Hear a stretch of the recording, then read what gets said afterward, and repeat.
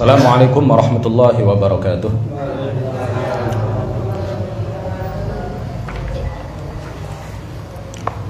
Bismillahirrahmanirrahim. Alhamdulillahi rabbil alamin.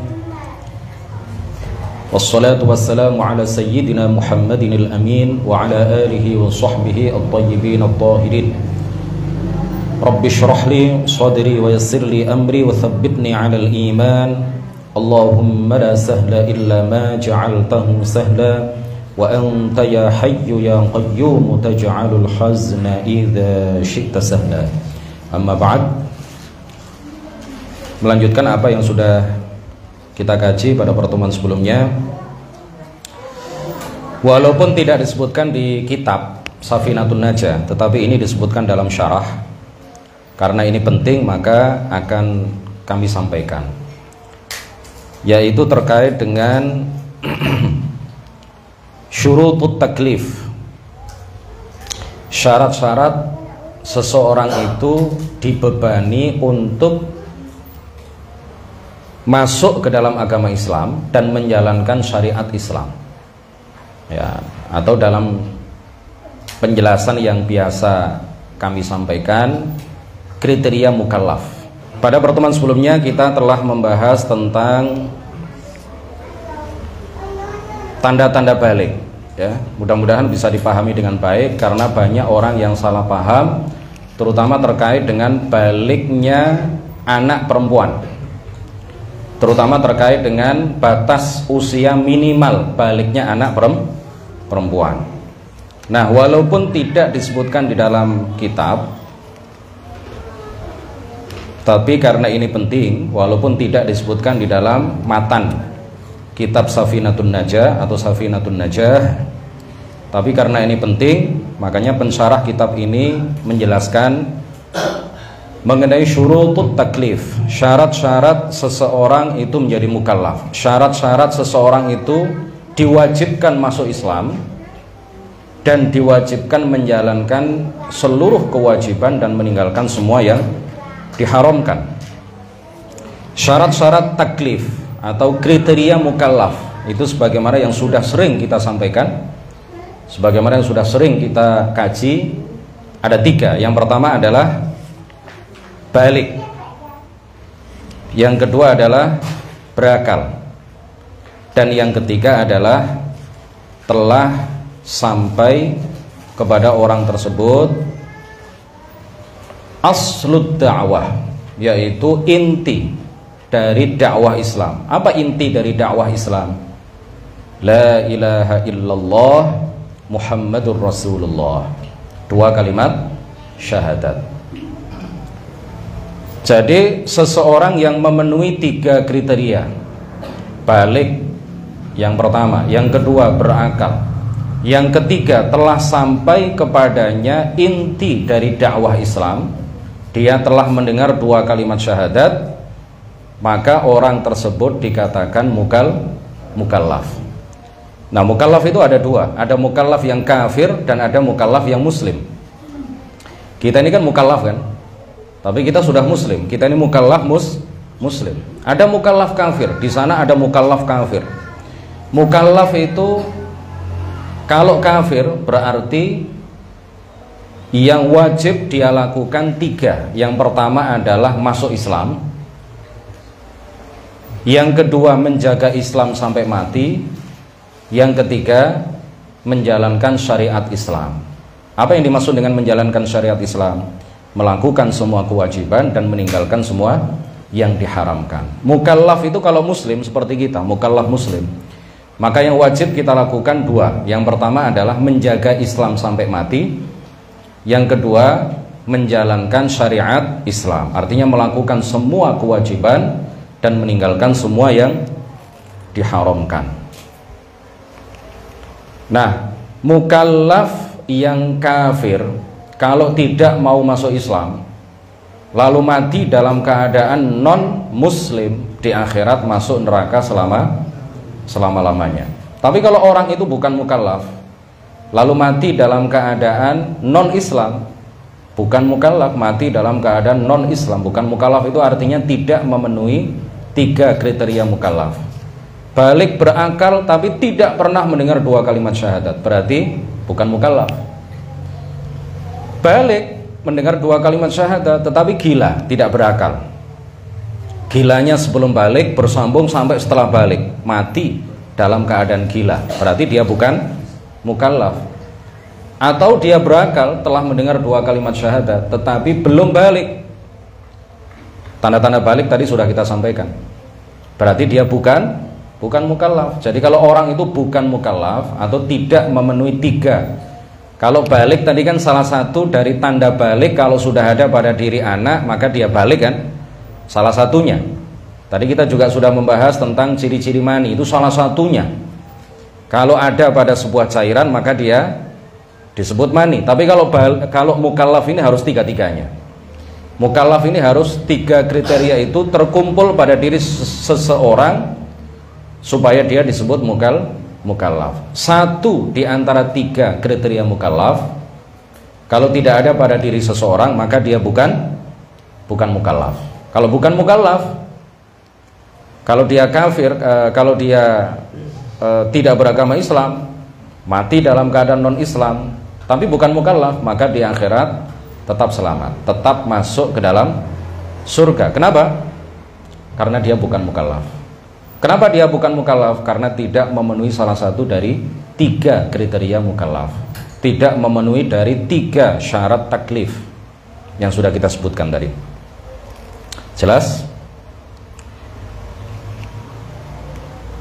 Nah, kemudian dalam syarah ini juga disebutkan, walaupun tidak ada dalam kitab matan, sebelum kita membahas tentang kitabut thaharah, ya, bab tentang bersuci, di sini disebutkan khatimatun fil kalami 'ala riddah.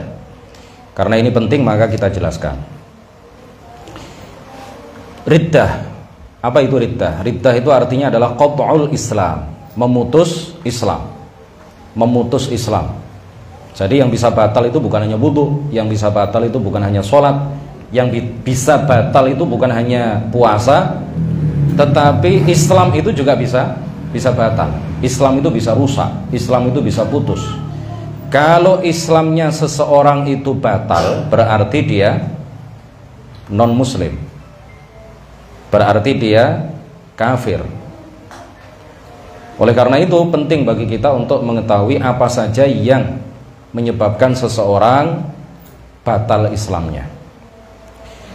Jadi ar-riddah itu bisa berupa keyakinan, bisa berupa ucapan, bisa berupa perbuatan.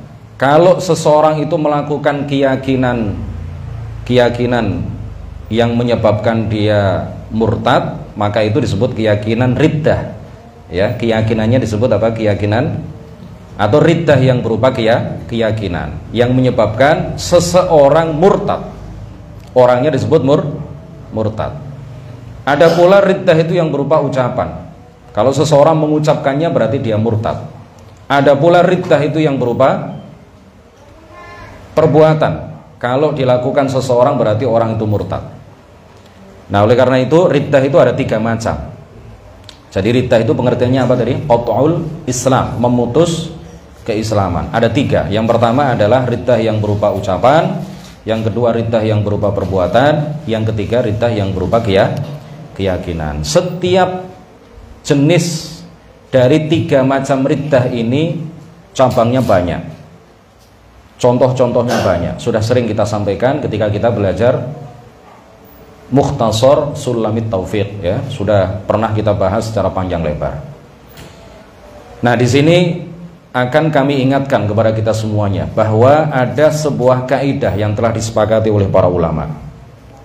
Ada sebuah kaidah terkait dengan riddah ini, bahwa setiap keyakinan, setiap perbuatan, setiap ucapan yang menunjukkan pelecehan terhadap Allah, menunjukkan pelecehan, penghinaan, pencaci makian terhadap Allah, terhadap kitab-kitabnya, terhadap rasul-rasulnya, terhadap malaikat-malaikatnya, terhadap syiar-syiar agamanya, terhadap hukum-hukumnya, terhadap janjinya, terhadap ancamannya, maka itu adalah kufur. ucapan yang menunjukkan pelecehan terhadap Allah, misalkan apa? Mengatakan Allah zalim atau meyakini Allah zalim. Ya Allah, misalkan ada seseorang yang mengatakan di dalam hati atau mengucapkan secara lisan, ya Allah, tetanggaku itu kok engkau jadikan kaya padahal dia tidak pernah sholat, tidak pernah puasa, hartanya banyak, tidak pernah sedekah. Setiap hari yang dia lakukan judi, setiap hari yang dia lakukan zina. Dia juga tidak baik kepada tetangga, dia juga tidak baik dalam bergaul dengan masyarakat. Tapi engkau jadikan dia kaya, ya Allah. Saya ini sholat kepadamu, tidak hanya sholat wajib, tapi juga sholat tahajud. Saya tidak hanya puasa wajib, saya juga puasa sunnah. Tapi kenapa engkau jadikan aku miskin, ya Allah? Engkau ini enggak adil, ya Allah. Engkau tidak adil, engkau zalim, ya Allah. Misalkan ada orang mengatakan atau mengatakan secara lisan atau mengatakan dalam hati seperti itu, meyakini bahwa Allah zalim, mengucapkan bahwa Allah zalim, itu adalah riddah yang menjadikan dia murtad. Berarti Islamnya batal. Islam orang itu berarti batal. Jadi riddah, murtad itu tidak hanya orang yang pindah agama, bukan hanya orang yang keluar dari Islam kemudian pindah agama ke selain Islam. Orang-orang tertentu yang mengucapkan kata-kata tertentu atau meyakini keyakinan-keyakinan tertentu atau melakukan perbuatan-perbuatan tertentu, dia bisa murtad walaupun tidak pindah agama, walaupun dirinya meyakini masih dalam keadaan muslim, walaupun dia meyakini status dirinya itu masih muslim, tapi karena dia sudah meyakini keyakinan yang menjadikan dia murtad, maka dia murtad walaupun tidak pindah agama. Dia loh meyakini dirinya masih muslim, tapi bisa jadi dia murtad karena apa? Karena dia meyakini keyakinan yang menyebabkan dia murtad, atau mengucapkan kata-kata yang menyebabkan dia murtad, atau melakukan perbuatan yang menyebabkan dia keluar dari agama Islam. Melecehkan malaikat juga begitu, kata-kata yang melecehkan malaikat, keyakinan yang melecehkan malaikat, perbuatan yang melecehkan malaikat. Seperti orang yang mengatakan malaikat Jibril itu tidak amanah. Malaikat Jibril itu nggak tanggung jawab, nggak amanah. Mestinya wahyu itu diturunkan kepada Sayyidina Ali, tapi salah itu. Malaikat Jibril itu kenapa wahyu kok diturunkan kepada Muhammad, misalkan ya. Ada orang mengatakan seperti itu, murtad itu. Pelecehan terhadap malaikat. Pelecehan terhadap kitab, begitu juga. Pelecehan terhadap Rasul, pelecehan terhadap syiar-syiar agama Allah. Pelecehan terhadap syiar-syiar agama Allah. Syiar agama Allah itu diantaranya apa? Masjid, azan, ya, sholat Id, itu adalah syiar agama Allah. Melecehkan azan, pelecehan terhadap azan, mengatakan azan itu sudah kuno, betul. Sekarang sudah zaman milenial, kenapa harus pakai azan? Kenapa enggak pakai alarm ya? Kenapa azan itu enggak diganti dengan alarm? Azan itu kuno, sudah ketinggalan zaman, enggak pakai azan-azanan. Sholat kok pakai azan, ganti alarmnya lebih praktis, tet gitu kan. Kenapa harus pakai azan? Nanti alarmnya disetel secara otomatis, nggak usah pakai suara manusia. Nah, itu kan lebih praktis, lebih milenial, lebih canggih, lebih modern. Menghina syiar agama Allah yang berupa azan itu juga adalah termasuk riddah, menyebabkan seseorang keluar dari agama Islam, melecehkan hukum-hukumnya, melecehkan janji Allah. Janji Allah diantaranya adalah apa? Surga. Allah menjanjikan surga bagi orang-orang yang taat kepadanya. Mengatakan begini, seandainya Allah memasukkan aku ke dalam surga, aku nggak mau. Aku lebih memilih neraka saja. Enak, di neraka banyak artisnya. Itu pelecehan terhadap janji Allah, kufur itu, riddah. Atau melecehkan ancaman Allah. Salah satu ancaman Allah itu apa? Neraka. Neraka itu luar biasa. Diceritakan di dalam Al-Quran sebagai tempat penyiksaan terhadap orang-orang kafir dan orang-orang muslim, sebagian orang muslim pelaku dosa besar, dengan siksaan yang luar biasa. Tapi kemudian ada orang yang melecehkan ancaman Allah yang luar biasa itu, mengatakan misalkan, saya nanti kalau dimasukkan ke neraka, saya seneng, soalnya saya biasa ikut kegiatan pramuka, saya sudah pengalaman bikin api unggun, nanti api neraka itu saya jadikan api unggun untuk menghangatkan tubuh saya. Kata-kata semacam itu adalah pelecehan terhadap ancaman Allah Subhanahu wa taala. Kata-kata seperti itu walaupun diucapkan dengan guyon dalam keadaan bercanda, tetap dihukumi apa? Kufur. Tetap dihukumi apa? Kufur. Dan ini sudah sering kami sampaikan, ya. Dhawabitnya, apa namanya, ketentuan-ketentuannya sudah sering disampaikan. Jadi tidak perlu sebenarnya perlu diulang. Tapi kalau kita bahas itu nanti kitab ini nggak khatam-khatam. Toh juga sudah sering disampaikan. Kemudian di antara hukum-hukum riddah, di antara hukum orang murtad, ya, ini penting juga untuk disampaikan, bahwa orang murtad itu tidak bisa kembali ke dalam agama Islam kecuali dia meninggalkan apa yang menyebabkan dia murtad, lalu mengucapkan 2 kalimat syahadat. Jadi kalau misalkan riddahnya itu disebabkan dia menginjak Al-Quran, dia murtad itu sebabnya apa? Menginjak Al-Quran dengan tahu, sengaja tahu bahwa yang dia injak dengan kakinya itu adalah Al-Quran, mushaf Al-Quran, maka untuk kembali ke dalam agama Islam, tinggalkan apa yang menyebabkan dia murtad itu, lepaskan kaki itu dari Al-Quran, kemudian mengucapkan 2 kalimat syahadat. Jadi kalau ada orang yang sambil menginjak Al-Quran, ya itu kan pelecehan terhadap Al-Quran, dia mengucapkan 2 kalimat syahadat 100 kali, dia tidak akan bisa kembali ke dalam agama Islam. Lepaskan dulu apa yang menyebabkan dia murtad, lalu ucapkan 2 kalimat syahadat.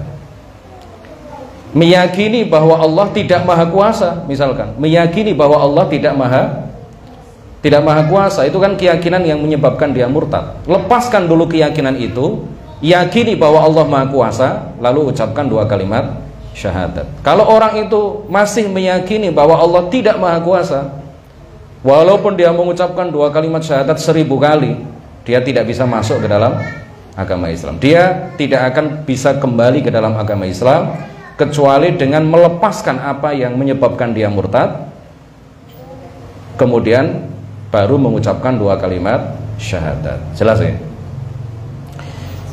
Kemudian wajib bagi penguasa, ini jika diberlakukan hukum Islam, wajib bagi penguasa, khalifah atau yang mewakili, untuk menyuruh orang murtad itu bertaubat.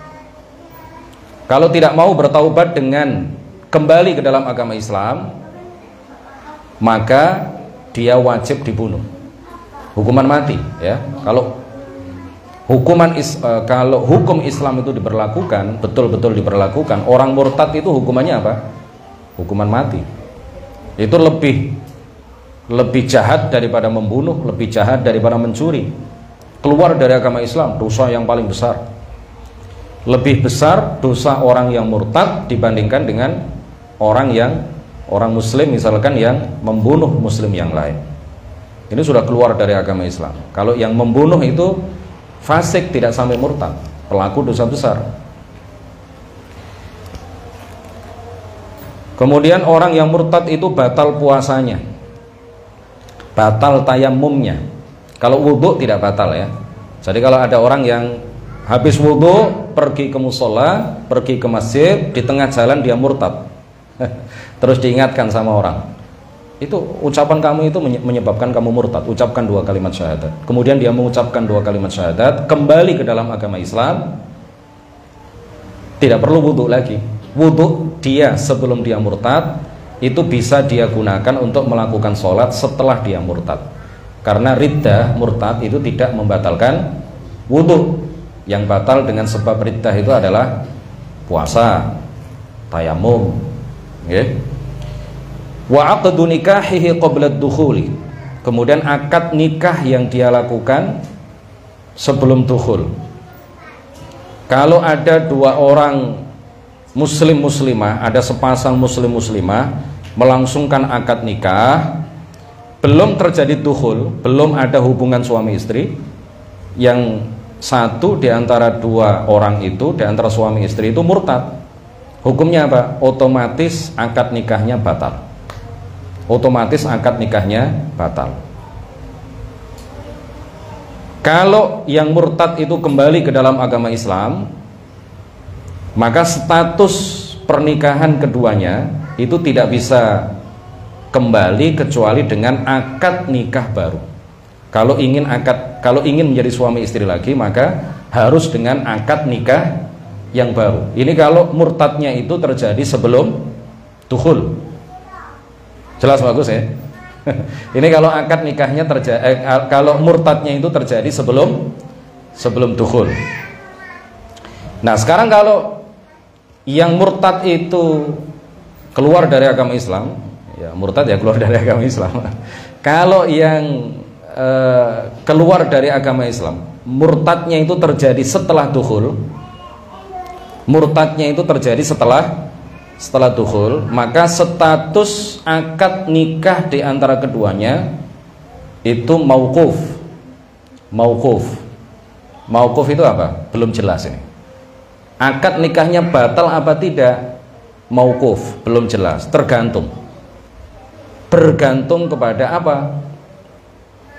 Bergantung kepada yang murtad ini. Kalau dia kembali ke dalam agama Islam sebelum masa iddah istrinya, ya, sebelum masa iddah yang perempuan itu habis, sebelum masa iddah habis, maka tidak perlu akad nikah baru. Kalau ingin kembali ya kembali saja, rujuk gitu aja. Jelas ya? Berarti ya langsung akad nikahnya tidak batal.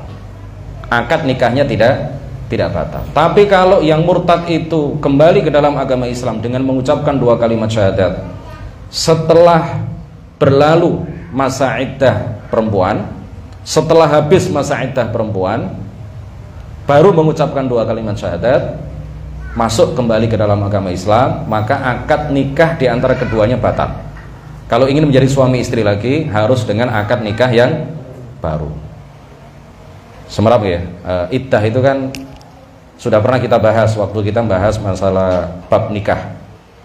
Misalkan iddah perempuan yang hamil itu ketika dia melahirkan. Ya, iddahnya perempuan yang hamil sampai dia melahirkan.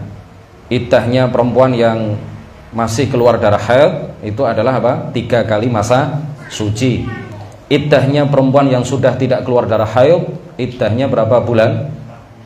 3 bulan hijriah. 3 bulan hijriah. Ya, misalkan seperti itu. Kemudian orang yang murtad, di antara hukum orang yang murtad adalah sembelihannya tidak boleh dimakan. Sembelihannya tidak boleh dimakan. Kalau dia menyembelih, sembelihannya tidak boleh dimakan, haram dimakan. Bangkai, hukumnya adalah menjadi apa? Bangkai. Wala yarithu wala yurath. Dia juga tidak boleh mewarisi keluarganya yang muslim. Dia tidak boleh mewarisi keluarganya yang meninggal. Wala yurathu, dan kalau dia mati tidak boleh diwarisi hartanya oleh keluarganya. Jelas ya? Dan tidak boleh disolati, wala yusalla alaihi, tidak boleh disolati, wala yudfanu fi maqabiril muslimin, tidak boleh dikuburkan di area pemakaman umat Islam.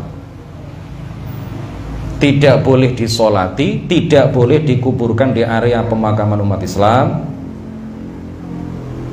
Tidak wajib dimandikan, tidak wajib dikafani.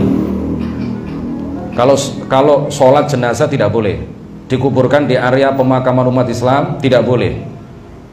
Tapi kalau masalah mandi, dimandikan dan dikafani itu tidak wajib. Tapi kalau seandainya dimandikan boleh, tapi tidak wajib.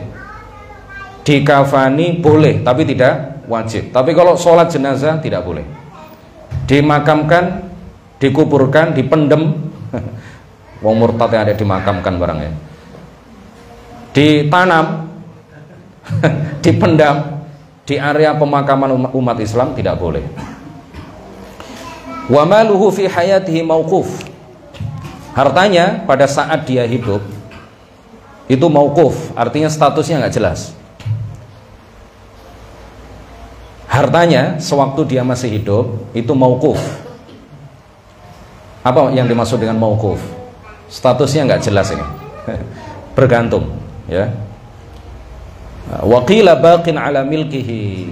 Menurut sebagian ulama, pendapat sebagian ulama, harta dia semasa masih hidup itu menjadi miliknya. Itu menjadi apa?